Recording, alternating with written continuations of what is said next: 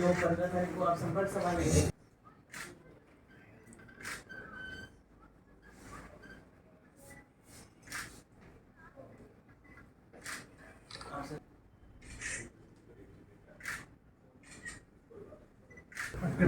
Reporter है जय भगवान। पहली बार डॉग स्क्वाड तो भी गंगानगर में यूज किया, यहाँ भी यूज कर रहे हैं। शिकायत करते हैं तो जहाँ जहाँ पे वो छिपा देते हैं वहाँ पे हम डॉग स्क्वाड भी यूज कर रहे हैं। पहली बार ऐसा कर रहे हैं कि जहाँ पे चिट्टे बिकते हैं वहाँ पे डॉग स्क्वाड भी यूज कर रहे हैं।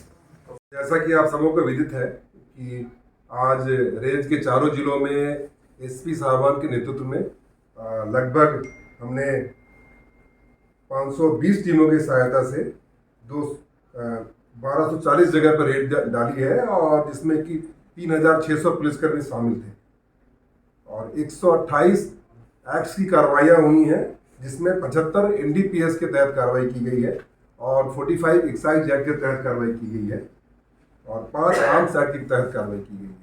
सबसे महत्वपूर्ण बात यह है कि इसमें 481 151 के तहत गिरफ्तार किए गए हैं और टोटल 677 अपराधियों को या ऐसे अवांछित व्यक्तियों को गिरफ्तार किया गया है जिससे कि समाज में शांति भंग करने का खतरा था।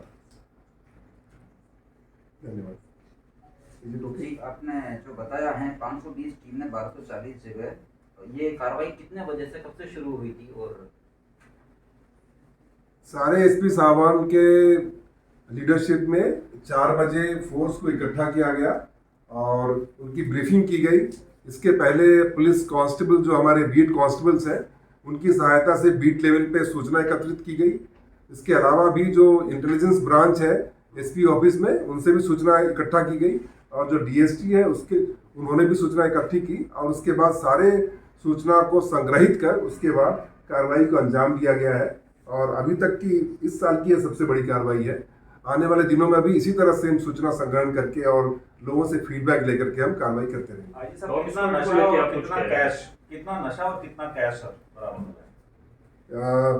जैसा कि मैंने आपको बताया कि 75 एनडीपीएस के तहत मुकदमे दर्ज किए गए हैं, जिसमें कि विभिन्न तरह की अफीम, गांजा इत्यादि बरामद किए गए हैं। क्वांटिटी की मात्रा भी आ रही है तो उसको मैं कोलेक्ट कर पाऊंगा, बट मैं इतना कहना चाहता हूं कि विशेष तौर पे चिट्टे बिकने की बहुत सारी शिकायतें आ रही थी तो उसका हमने सर्वे किया है और डॉग स्क्वाड भी यूज़ किया है, जिससे कि जहाँ जहाँ पे थड़ियों पे या पान की दुकान पे या स्कूल या हॉस्पिटल के बाहर जो चिट्टे बिकते हैं उस पर रोक लगाई जा सके और जो हमारी युवा पीढ़ी जो उसमें उनकी आदत खराब हो रही है, बिगड़ रहे हैं, उस पर रोक लगाई। सर कहाँ से आ रहा है सर जो नशा आ रहा है, ये कहाँ से जा रहा है, किस तरह का नेटवर्क है? पिछले कुछ दिनों में भी आपने देखा होगा बीकानेर में विशेष तौर पे एनडीपीएस के तहत काफ़ी बड़ी बड़ी कार्रवाई की गई हैं और जो सप्लायर हैं उन तक भी पहुंच रहे हैं और जहां तक एनडीपीएस की सामग्री पहुंचनी थी उन तक भी पहुंच रहे हैं। बट सबसे महत्वपूर्ण बात यह है कि जो कंज्यूमर है, जो हमारी युवा पीढ़ी को लोग बरगला रहे हैं और उनको मुहैया करा रहे हैं, अब हमारा फोकस वहाँ पे है, जिससे कि अगर उनको सप्लाई के लिए भी हम सप्लाई चेन काट सकें तो उससे आने वाले समय में डिमांड की कमी होगी और उसके बाद ये युवा पीढ़ी को हम बचा पाएंगे। सर आज ये बड़ी कार्रवाई है, 500 के आसपास आपने बदमाशों की 4 जिलों में धरपकड़ की है। इसमें सप्लायर कितने हैं जो नशा गांव ढाणियों कस्बों पान की ठड़ियों पर पहुंचाते हैं? ऐसे सप्लायर्स कितने हैं या ये यूज करने वाले हैं? अभी प्रकरण दर्ज किए गए हैं, उसके बाद उनमें अन्वेषण होगा और हर एक व्यक्ति से पूछताछ कर रहे हैं। उसकी पूछताछ नोट अलग से बन रही है और हम इंश्योर करेंगे कि इन सारे केसेस में जहां से इन्होंने सप्लाई लिया है और जहां देना था दोनों जगह पे कार्रवाई हो और दोनों को बुक किया जाए। संभाग के सभी जिलों के डिटेल्स हैं आपके पास? हाँ, संभाग के सभी जिलों का डिटेल है हमारे पास। जैसे आप बीकानेर में टीमों की संख्या है 100 और कुल 1200 लोग इसमें इन्वॉल्व थे लगभग और 175 स्थानों पे दबिश दी गई और यहाँ पे जो कार्रवाई है हमारी टोटल जो एक्ट की कार्रवाई है अभी तक 16 है और अभी भी कार्रवाई जारी है और टोटल जो समग्र गिरफ्तारी है अभी तक 50 है और जिसकी फिगर आने वाले समय में और भी बढ़ेगी जब हमारी टीम वापस आएगी। अगर हनुमानगढ़ गंगानगर चूरू की बात करें तो गंगानगर में 267 लोग गिरफ्तार किए गए हैं और हनुमानगढ़ में 91 लोग गिरफ्तार किए गए हैं और चूरू में 269 लोग गिरफ्तार किए गए। सर आपने बताया ये सभी जगह कार्रवाई की गई है, आर्म्स एक्ट में किस तरह के हथियार की बरामदगी हुई है, कुछ ये बता सकते हैं? हथियार कैसे थे और कितने हथियार होंगे ये? अभी आर्म्स एक्ट में 5 कार्रवाइयाँ की गई हैं। 3 गंगानगर में की गई है, एक बीकानेर में की गई है और एक हनुमानगढ़ में की गई है।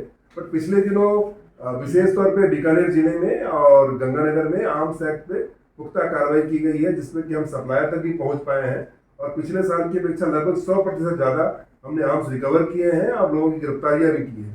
हम लोगों से पूछताछ करके जहां से ये आर्म्स लाए हैं या जो सोशल मीडिया पे आर्म्स का डिस्प्ले करते हैं उन तक भी पहुंच रहे हैं और उनके खिलाफ कार्रवाई कर रहे हैं। ये जो कार्रवाई हुई है जो आर्म्स एक्ट में और जिस तरह से, इनमें से कुछ जो पकड़े गए हैं वो आरजी नेटवर्क से भी हैं,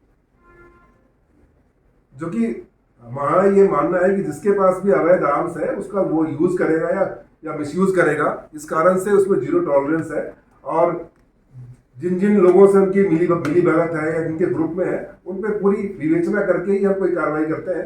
तो अभी मुझे लगता है काफी अभी होगा कि इस संबंध में कुछ कमेंट करता हूँ।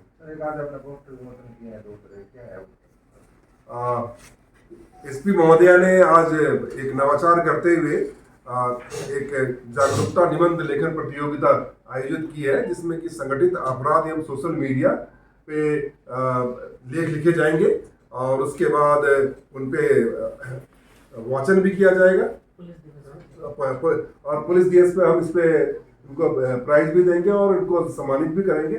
मेरा कहना यह है कि हमें हम सबों को एज ए सोसाइटी अवेयर होने की आवश्यकता है कि हमारे बच्चे सोशल मीडिया का दुरुपयोग ना करें और ऐसे लोगों के संपर्क में ना आए जो कि गैंग्स में शामिल है या इनके महिमा मंडन करते हैं या लोग लुभावने सपने दिखाते हैं। लाइफ में कोई भी शॉर्टकट नहीं होता है, हर एक व्यक्ति को अपनी उस प्रक्रिया से गुजरना पड़ता है और सबसे महत्वपूर्ण चीज़ जो है कि संगठित अपराध जो के क्षेत्र में जो लोग शामिल हैं वो युवा पीढ़ी को टारगेट करते हैं क्योंकि वो काफ़ी वल्नरेबल होते हैं।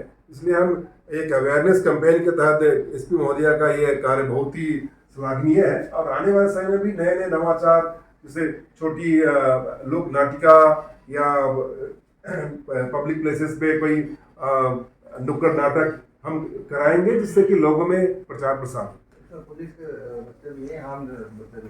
नहीं सारे, हाँ it is open for all, सारे लोग पार्टिसिपेट कर सकते हैं और उसमें से जो भी बच्चे जब इसमें जीतेंगे तो उनको हम मौका भी देंगे कि पब्लिक प्लेटफॉर्म पे अपनी चीज़ों को बताएं जिससे कि लोग उनकी बात को शेयर कर सकें। सर इन Bikaner range police family head भी आप ही हैं और जब पुलिसकर्मियों के बच्चे इसमें आ रहे हैं तो कहीं आपको ऐसा लग रहा है पुलिस वेलफेयर में कहीं कोई कमी आ रही है? पुलिसकर्मियों के परिवारों को भी कहीं कहीं जोड़ना चाहिए, उनको भी अवेयरनेस जो है, और क्योंकि वो तनाव ड्यूटी सब कुछ रहता है तो शायद उनका फादर तो ध्यान नहीं दे पाता बच्चों पर, तो क्या एज ए फैमिली हेड ऐसा कुछ मुहिम पुलिस अपने पुलिसकर्मियों के लिए भी चलाएगी कि उनके बच्चों को अवेयरनेस की? उसी के अंतर्गत कुछ दिनों पूर्व कुछ ऐसा घटनाक्रम हुआ जिसमें कि हमने जीरो टॉलरेंस के तहत अवैध आर्म्स पे कार्रवाई सुनिश्चित करनी शुरू करी या एनडीपीएस की कार्रवाइयाँ करी, तो कुछ हमने पुलिसकर्मियों की गिरफ्तारियां भी हुई हैं जो कुछ आरएससी के जवान थे उनको गिरफ्तार भी किया एनडीपीएस में। और आर्म्स एक्ट में जितनी कार्रवाइयाँ हुई हैं तो